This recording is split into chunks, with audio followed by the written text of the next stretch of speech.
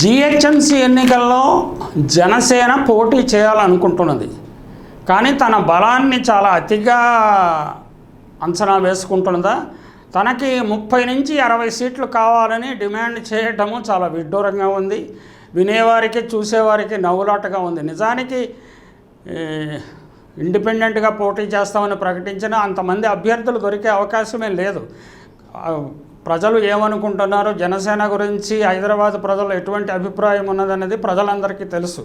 కానీ పవన్ కళ్యాణ్ చుట్టూ ఉన్నవారు మాత్రము పవన్ కళ్యాణ్కు చాలా ప్రజాబలం ఉన్నదని, కాబట్టి ఆయన ప్రతి సీట్లోనూ కంటెస్ట్ చేయాలని కూడా ఆయన్ని రెచ్చగొడుతుంటారు. ఆయన తేలిగ్గా అంటే ఉబ్బులింగని అంటారు చూడండి, పొగడగానే లొంగిపోయే లక్షణం ఆయనకు ఉన్నట్టుంది. అందువల్ల 30 నుంచి 60 సీట్ల నుంచి పోటీ చేస్తామని బేరం పెడుతున్నాడు.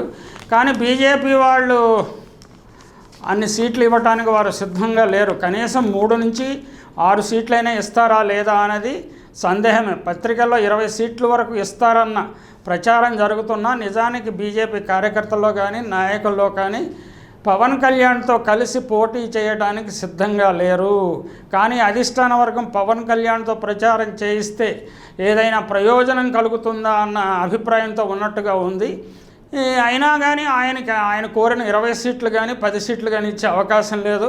3-4 స్థానాల్లో ఆయన సర్దుబాటు చేయవచ్చు. తెలంగాణ బీజేపీ అధ్యక్షుడు బండి సంజయ్ పవన్ కళ్యాణ్ ప్రమేయం లేకుండానే జిహెచ్ఎంసీలో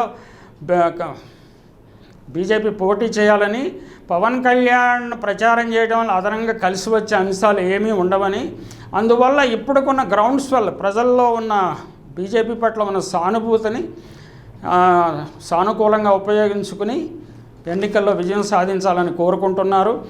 వరద బాధితులకు 10,000 కాదు 25,000 ఇస్తాము, కారు పోతే కారు ఇస్తాము, మోటార్ సైకిల్ పోతే మోటార్ సైకిల్ ఇస్తాము అన్నట్టు అప్పుడే ఆయన ప్రచారం మొదలుపెట్టారు. ఒక్కొక్క జాబితా ఆయన బీజేపీ అభ్యర్థుల జాబితాను విడుదల చేస్తూ వస్తున్నారు.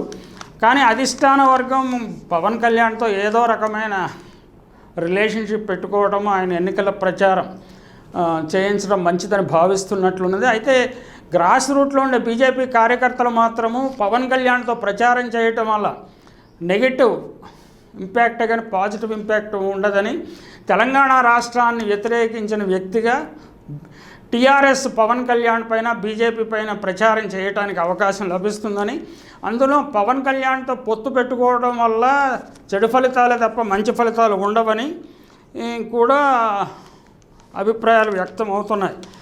బీజేపీ మజ్లిస్ ప్లస్ టీఆర్ఎస్ పొత్తు కుదుర్చుకున్నాయని విమర్శిస్తే, రేపు టీఆర్ఎస్ ఆంధ్ర రాష్ట్రానికి చెందిన జనసేన తెలంగాణను వ్యతిరేకించే శక్తులతో బీజేపీ పొత్తు కుదుర్చుకుందని ప్రచారం చేసే అవకాశం ఉన్నది. ఇది ఇలా ఉండగా తెలుగుదేశం పార్టీ ఇప్పటికే 90 అభ్యర్థులతో తన జాబితాను విడుదల చేసింది. మొత్తం 140 వార్డుల్లో పోటీ చేస్తానని చెబుతున్నది. చంద్రబాబు అయితే టిక్కెట్ల పంపిణీ కార్యక్రమానికి టీడీపీ నాయకుడు చంద్రబాబు గైర్హాజరయ్యారు. ఆయన తరఫున ఖమ్మంపాటి రామ్మోహన్ రావు గారిని పంపించారు. ఇది ఇలా ఉండగా కమ్మవారు అంటే జంట నగరాల జిహెచ్ఎంసీ ప్రాంతంలో సెటిల్ అయిన కమ్మవారు ఖచ్చితంగా టీఆర్ఎస్కు ఓటు వేయాలని కమ్మ పెద్దలు సమావేశాలయ్యి తీర్మానాలు చేస్తున్నారు. ఎందుకంటే ఈ కమ్మ సామాజిక వర్గం అప్వర్డ్ మొబిలిటీ అంటే ఊర్ధ్వచలనం ఉండే పార్టీ. తమకు వ్యాపారాలు, రియల్ ఎస్టేట్లు, ల్యాండ్ డీలింగ్స్, కాంట్రాక్టులు వీటిలన్నిటిలో చాలా వారికి లావాదేవీలు ఉంటాయి. అందువల్ల ప్రభుత్వంతో వారికి ఉండే లావాదేవీల వల్ల టీఆర్ఎస్కు సన్నిహితం కావాలని వారు చూస్తున్నారు. అందువల్ల కమ్మ సామాజిక వర్గం ఖచ్చితంగా టీఆర్ఎస్కే ఓటు వేయాలని తీర్మానాలు చేస్తున్నారు. ఇదిలా ఉండగా మిగిలిన సీమాంధ్ర ప్రజలు ఏ విధంగా స్పందిస్తారో చూడాలి. అంటే గతంలో టీఆర్ఎస్కు పూర్తి స్థాయిలో మద్దతు ఇచ్చిన సీమాంధ్ర ప్రజల్లో ఒక డివిజన్ ఏర్పడినట్లు కనిపిస్తున్నది. కొందరు బీజేపీ వైపు మొగ్గు చూపితే మరికొందరు కొద్దిమంది కాంగ్రెస్ వైపు, మిగిలిన వారు టీఆర్ఎస్ వైపు మొగ్గు చూపుతున్నట్లుగా కనిపిస్తున్నది. మొత్తం మీద గత ఎన్నికల్లో టీడీపీ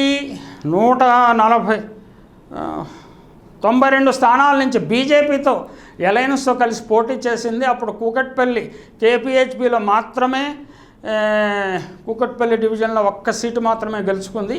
ఈ ఎన్నికల్లో ఎన్ని సీట్లు గెలుచుకుంటుందో చూడాలి. బీజేపీతో పొత్తు లేదు, ఒంటరిగా పోరాటం చేస్తున్నది.